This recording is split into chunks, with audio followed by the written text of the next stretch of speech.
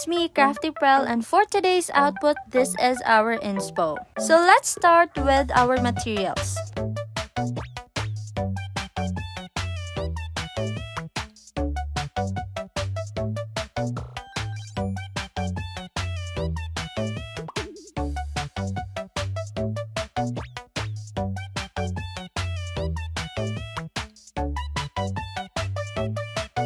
Ang pinakauna natin gawin is isusukat muna natin yung paper background natin dun sa pinaka-base natin or sa folder. And after that, ika-cut natin itong mga stickers na to, which is yan yung napili ko talagang i-cut, and depende na yan sa inyo or depende dun sa design na pipiliin nyo.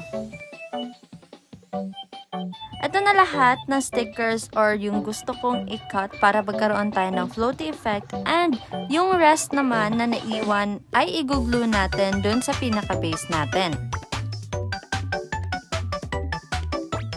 After lahat ng nag-glue natin dun sa base natin is meron ako dito mga calligraphy or yung mga stickers na letters.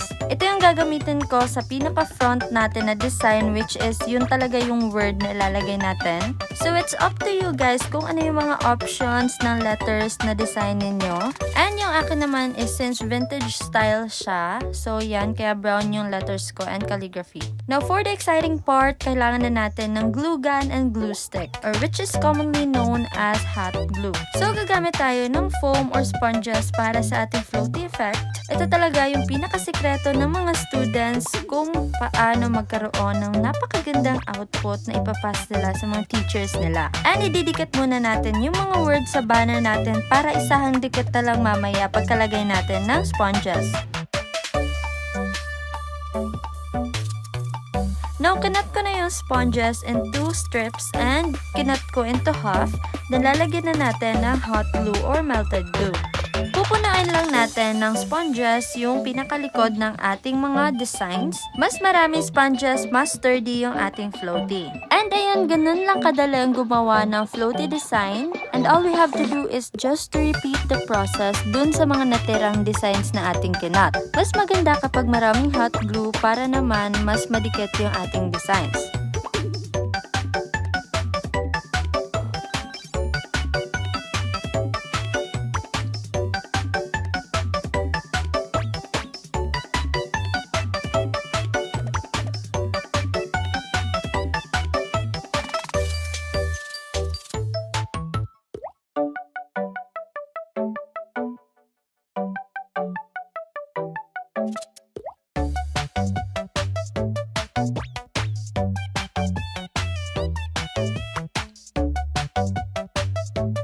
And now, since tapos na tayo maglagay ng mga sponges and hot glue, dito naman tayo sa paglalagay ng stickers sa ating output. Ito yung pinaka-finishing touch na ating output. Kaya kung marami kayong mga stickers, mas maganda kapag marami rin kayong ilalagay. And after that, this is our final output.